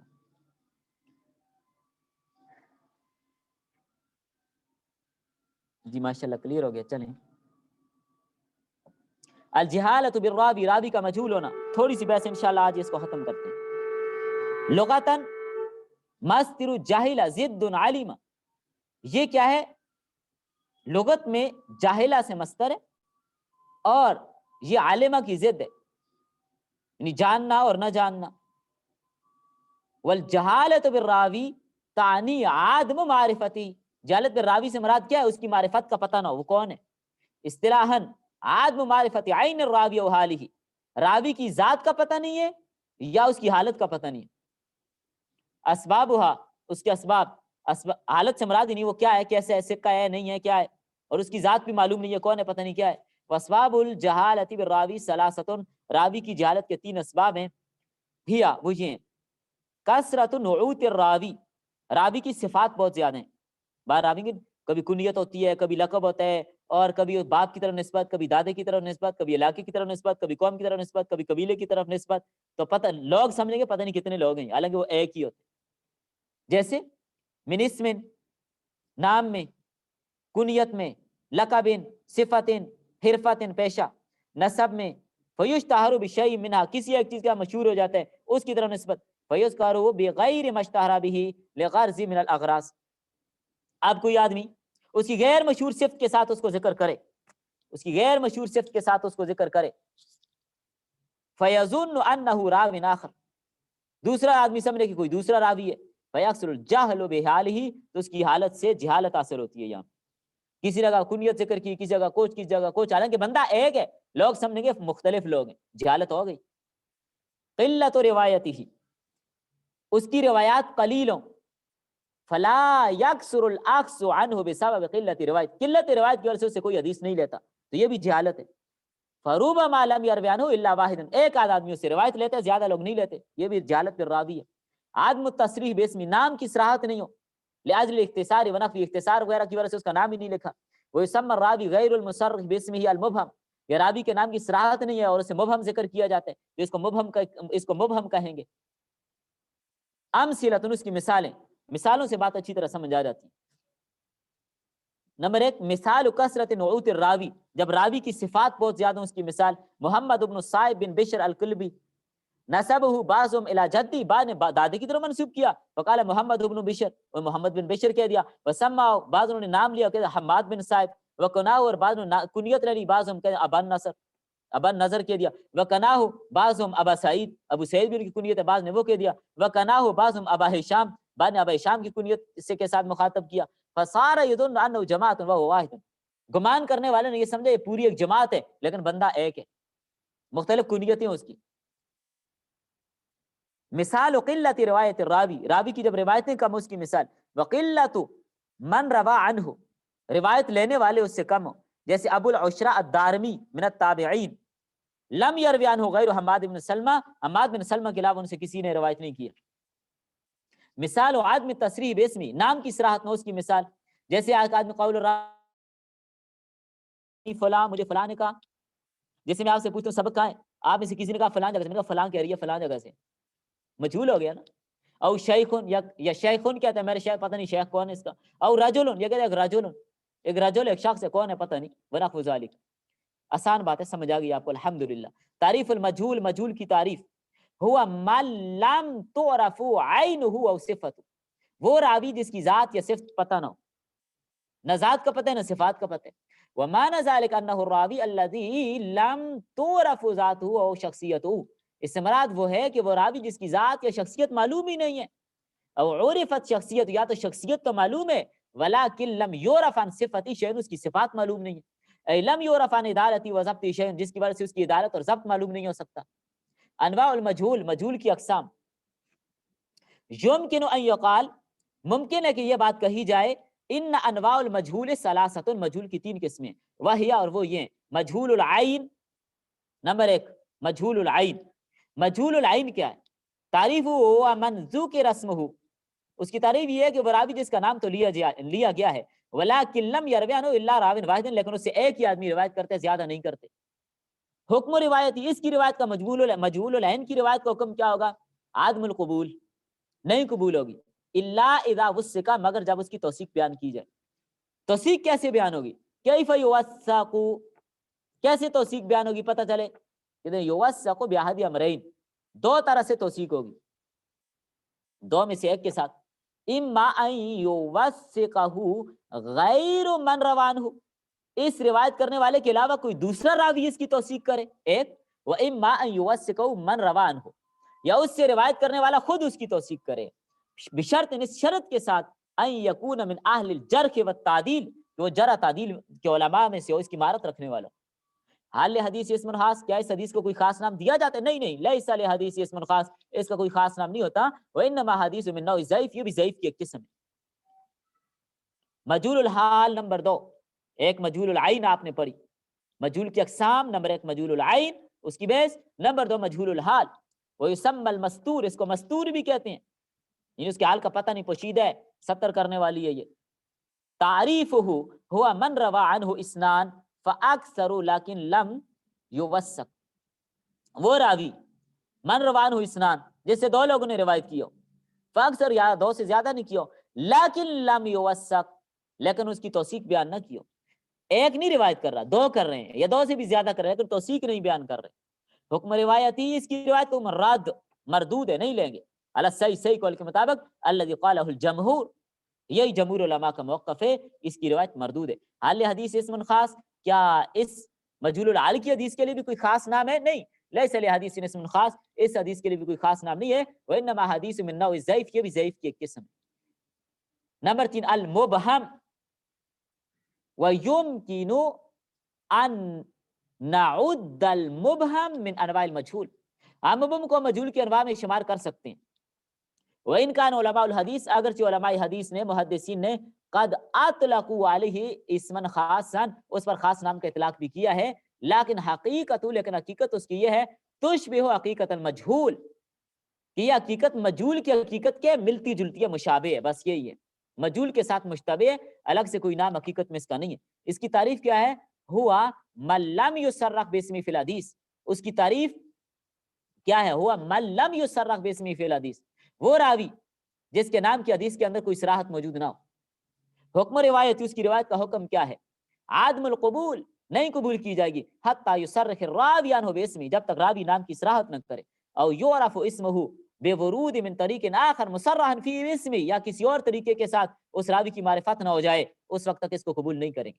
وسبب رد روایتہ جہالت عینہ، اس روایت کو رد کرنے کا سبب کیا ہے؟ راوی کی ذات کا مجہول ہونا، عین اس کی ذات کا مجہول ہونا، لأن من ابہم اسمہ جہلت عینہ، اس کی وجہ کیا ہے؟ لأن من ابہم اسمہ جہلت عینہ، جس راوی کا نام مجہول ہے، بعینی وہ مجہول ہے، وجہلت عدالت، تو اس کی عدالت بھی مجہول ہوگی، جس راوی کی ذات مجہول، اس کا نام مجہول، اس کی عدالت بھی مجہول ہوگی، من باب اولا، یہ بدرجہ اولا مجہول ہوگی، فلا تقبل روایت، لہذا اس کی روایت بھی قبول نہیں ہوگی۔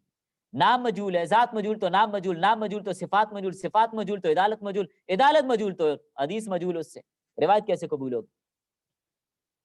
لو ابہم بلفظ تعدیل، اگر تعدیل کے لفظ سے ابہام ہو پھر کیا ہوگا؟ فال تقبل روایت، کیا اس کی روایت قبول ہوگی؟ اگر تعدیل کے لفظ سے ابہام ہو کیا روایت قبول ہوگی؟ وذالک مثل ان یقول الراوی عنہ، اس کی مثال کہ راوی یوں کہے اخبرنی السکۃ، سکہ نے مجھے خبر دی ہے، سمجھے بات؟ اگر تعدیل کے الفاظ سے اس کے اندر ابہام ہو اور وہ یوں کہے کہ مجھے سکہ نے خبر دی ہے، کیا اس کی روایت کو قبول کریں گے؟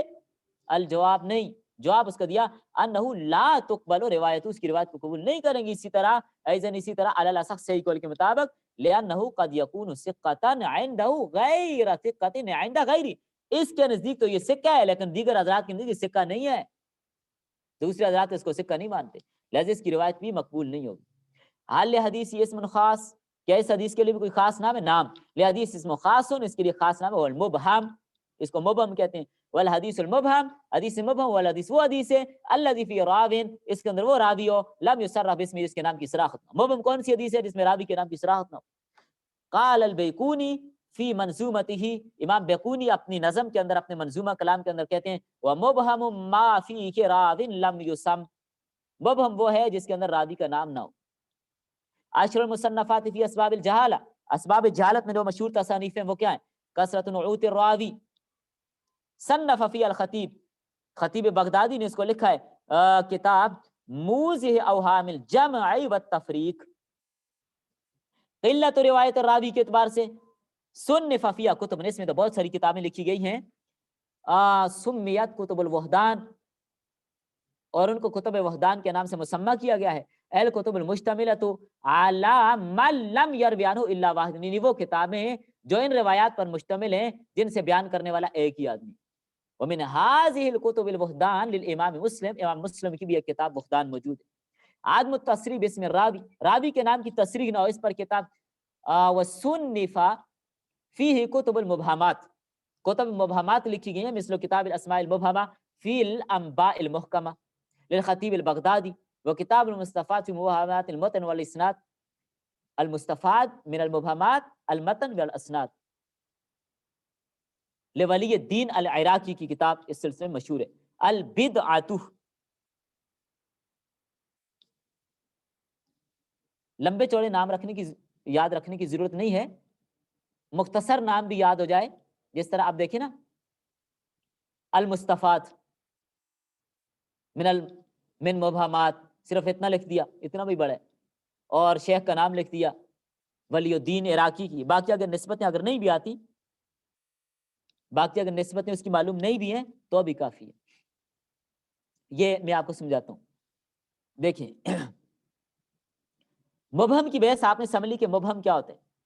مبہم کا مطلب یہ ہے کہ جس حدیث کے اندر راوی کا کوئی نام، اس کا اتا پتہ معلوم نہ ہو۔ ایسی بہت ساری روایتیں، جس طرح مثال کے طور پر ایک آدمی آیا، اس نے کہا یا رسول اللہ، ایک آدمی آیا، اس نے کہا یا رسول اللہ، اس طرح کی بہت ساری ایسی روایات آپ کو حدیث کی کتابوں میں مل جائیں۔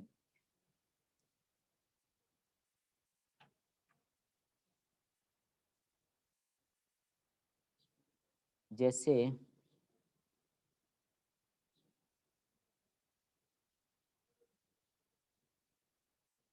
ابھی ذہن میں کوئی حدیث آ نہیں رہی، کوئی آئی تو میں لکھ دیتا ہوں آپ کے سامنے۔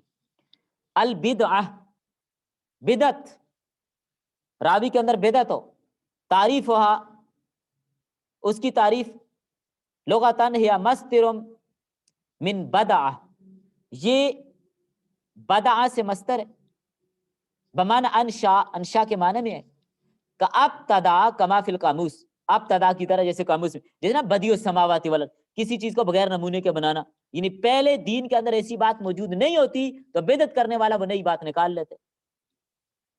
اصطلاحاً الحدث فی الدین، دین کے اندر نئی بات نکالنا بعد الاکمال، دین مکمل ہونے کے بعد۔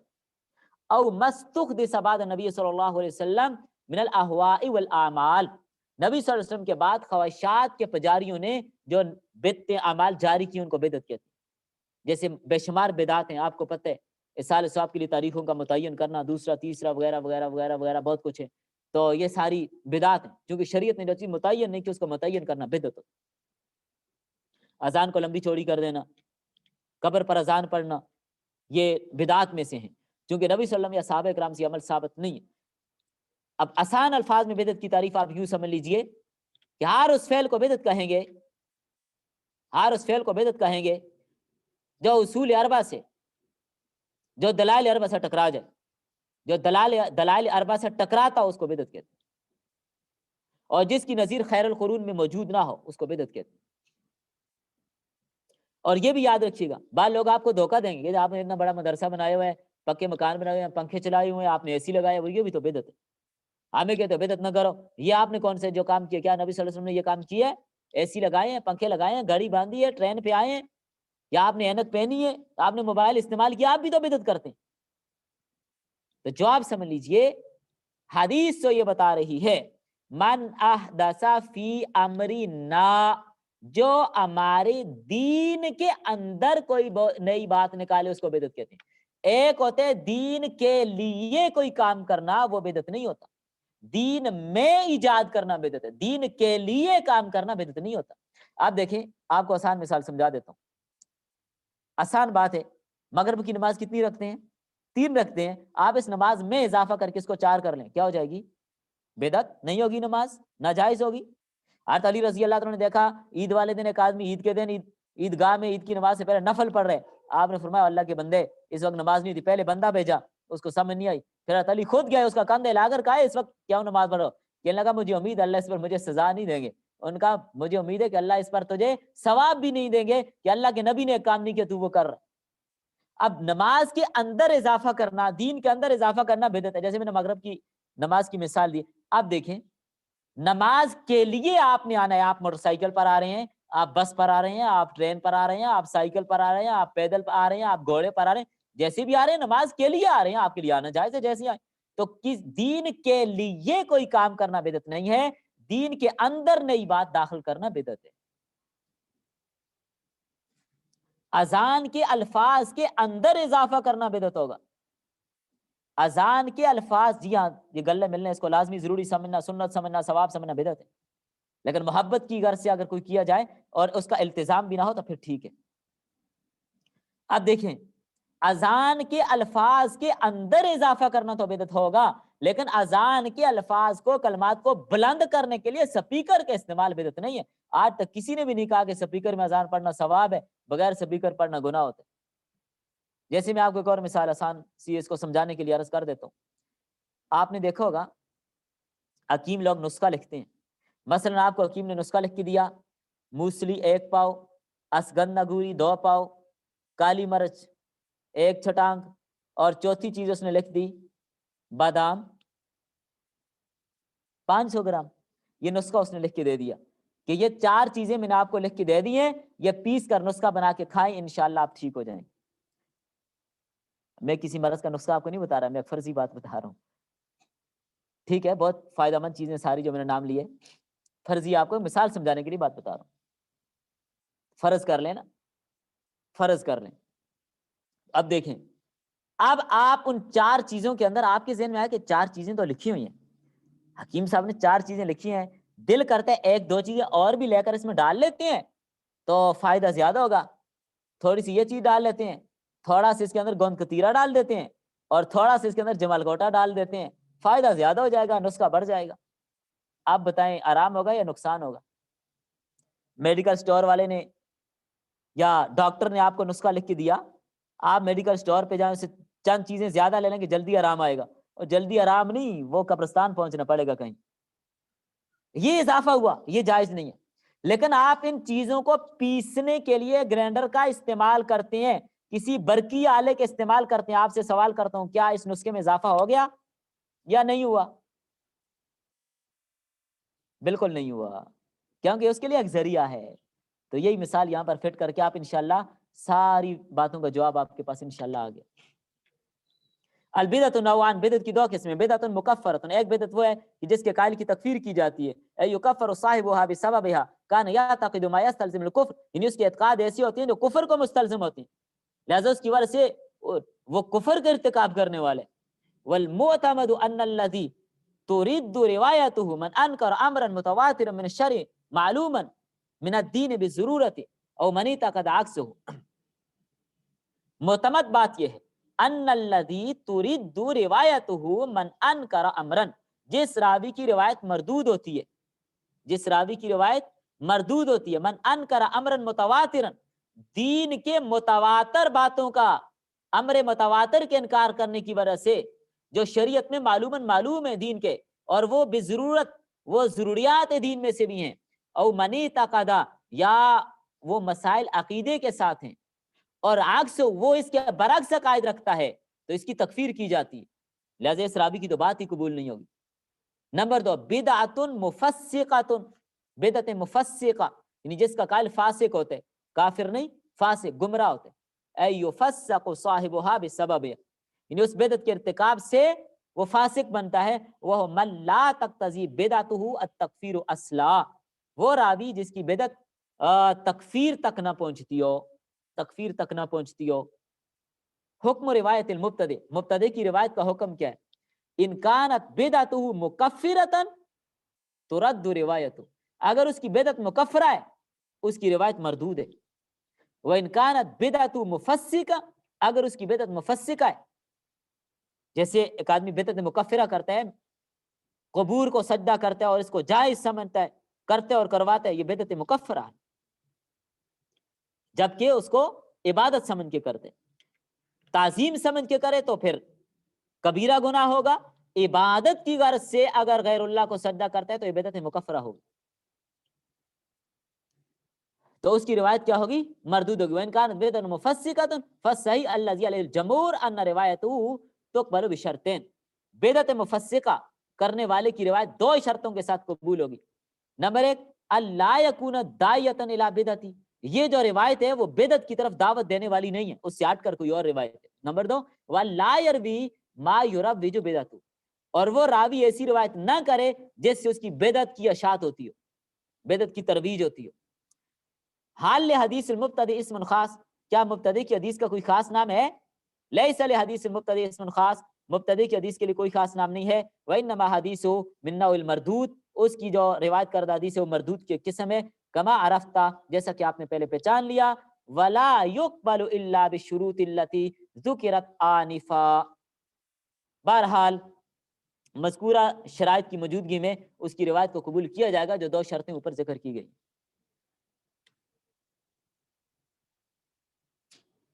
سوء الحفظ، حافظہ کی کمزوری، تعریف ہو سیء الحفظ، اس کی تعریف کیا ہے؟ سوء الحفظ، جس آدمی کا حافظہ کمزور ہے اس کی تعریف کیا؟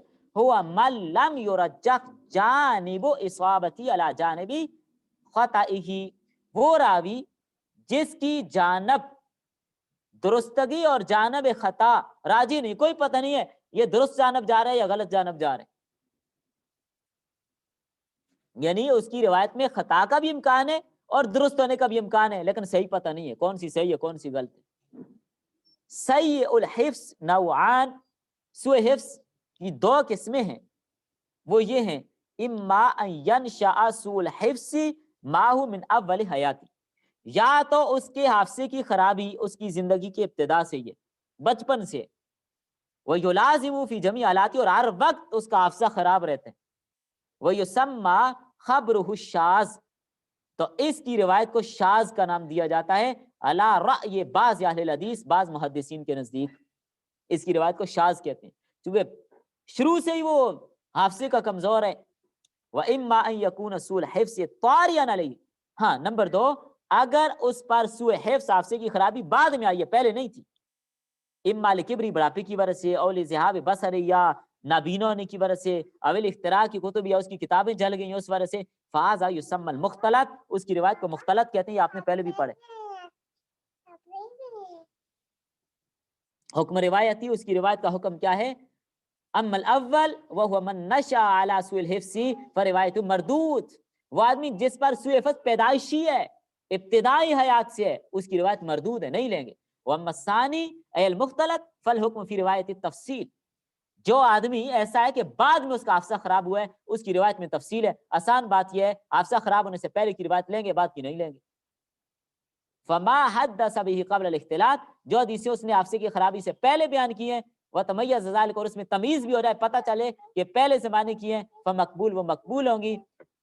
وما حدث به بعد الاختلاط فمردود، اور جو روایتیں اس نے حافظے کی خرابی کے بعد بیان کی وہ مردود ہوں گی۔ وما لم يتمیز، اور جن روایتوں میں پتہ نہیں ہے، تمیز نہیں ہو سکتی پہلے کی ہیں بعد کی ہیں، انه حدث به قبل الاختلاط و بعد اختلاط کے زمانے سے پہلے کی ہیں بعد کی ہیں، تو اس میں کیا ہوگا؟ تو وقف فیہ، اس میں توقف کیا جائے گا، حتی یتمیزا، جب تک کہ ان کی تمیز نہ ہو جائے، جب تک ان کی تمیز نہ ہو جائے اس میں توقف کیا جائے گا۔ آپ یہاں پر جو پوری بحث آپ نے پڑھی ہے، کچھ بحثیں آپ نے پہلے پڑھی ہیں، کچھ بحثیں آپ نے پہلے پڑھی ہیں، کچھ ابھی میں نے آپ کو پڑھا دی ہیں، ان ساری بحثوں کا خلاصہ آپ نے پڑھا، کیا خلاصہ ہے؟ یعنی روایات کے قبول اور مردود ہونے کے لحاظ سے اس کی تقسیم کیا ہے؟ مقبول اور مردود، نمبر ایک۔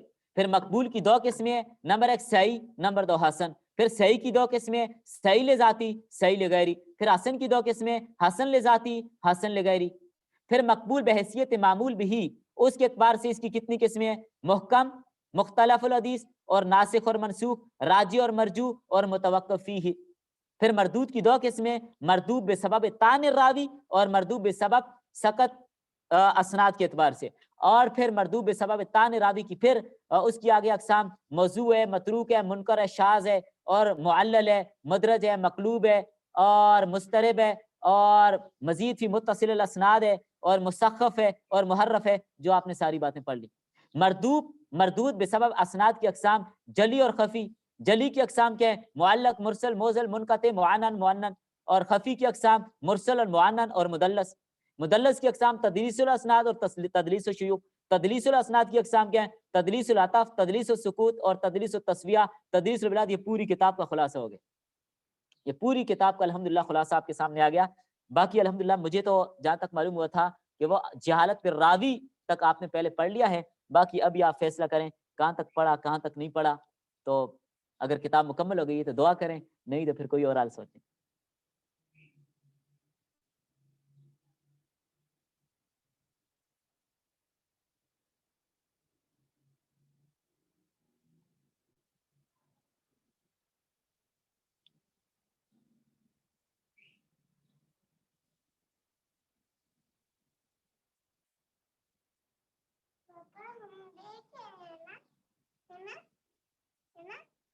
چلیے اللہ کرے کہ مکمل ہی ہو. اللہ تعالیٰ آپ کے لیے آسانی فرمائے.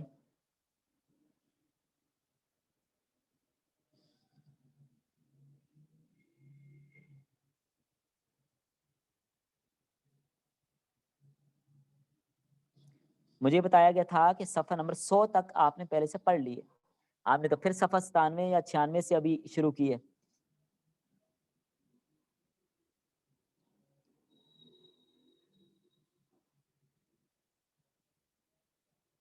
یہ آپ لوگ ایسے کریں، آپس میں مشورہ کر لینا، پھر مجھے بتا دینا کہ کیا اس کی ترتیب ہے کیا نہیں ہے، پڑھی ہے نہیں پڑھی.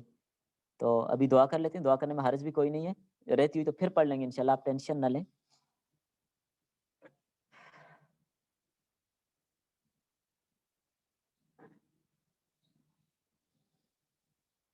الحمد للہ رب العالمین والعاقبۃ للمتقین والصلاة والسلام علی سید الانبیاء والمرسلین.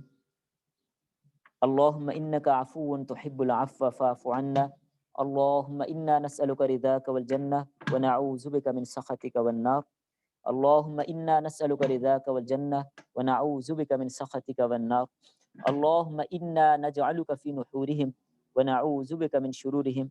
اللهم إنا نعوذ بك من عذاب جهنم ومن عذاب القبر ومن فتنة جهنم ومن فتنة القبر ومن عذاب النار ومن فتنة النار ومن فتنة المحيا والممات ومن شر فتنة المسيح الدجال.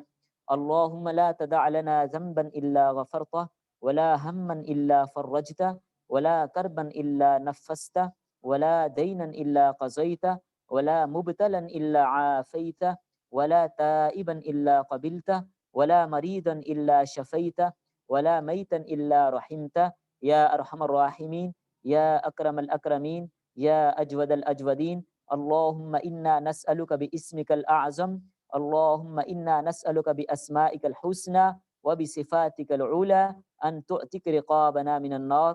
اللهم أعتق رقابنا من النار ورقاب آبائنا وأمهاتنا وأزواجنا وذرياتنا يا أرحم الراحمين يا أكرم الأكرمين. ہم سب کو نبی کریم صلی اللہ تعالی علیہ وسلم کی کامل اتباع کی توفیق سے نواز دیجئے.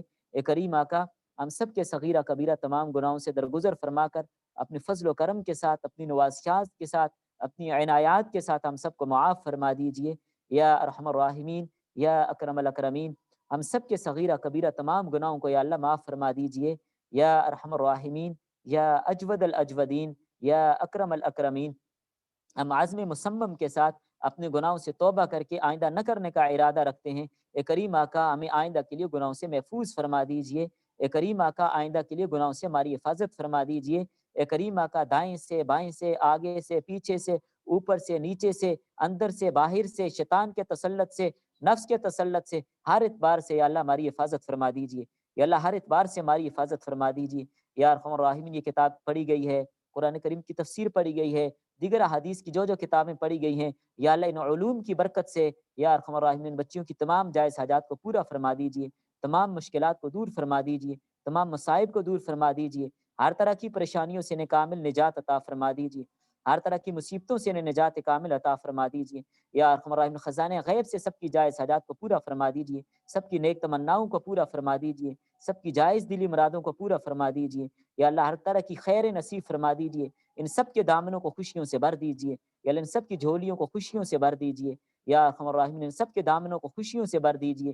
اللہ دنیا کی ہر خیر نصیب فرما دیجئے، آخرت کی ہر خیر نصیب فرما دیجئے، دنیا کی ہر خوشی نصیب فرما دیجئے، آخرت کی ہر خوشی نصیب فرما دیجئے.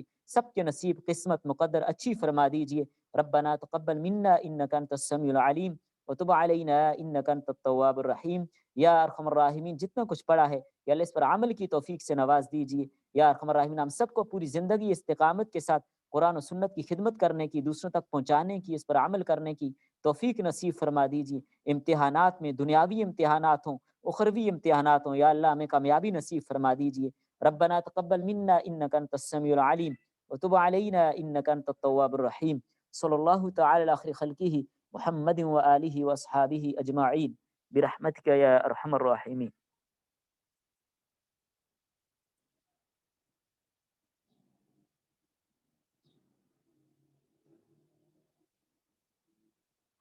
اللہ تعالیٰ آپ سبھی کو جزائے خیر عطا فرمائے۔ ٹھیک ہے، اگر کچھ بحث رہتی ہوئی ہوگی تو وہ مجھے بتا دیجیے گا، نہیں تو پھر جو بھی ترتیب بنی تو مجھے پہلے بتا دینا۔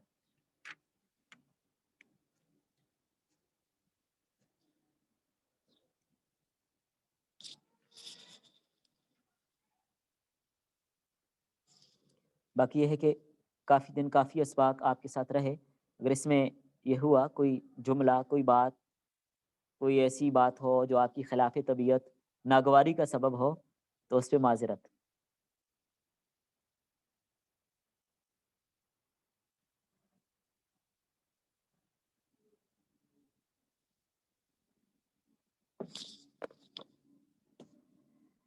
الحمدللہ۔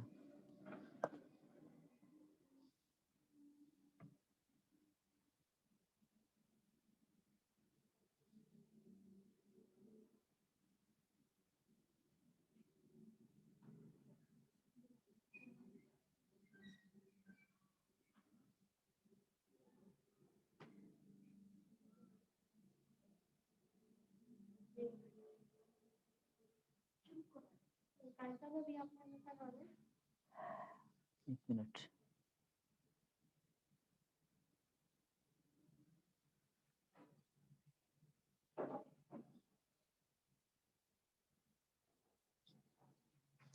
جی ٹھیک ہے، سبھی کے لیے اللہ تعالیٰ آسانی فرمائے۔ ٹھیک ہے، کلاس بند کر دیں۔ جزاکم اللہ۔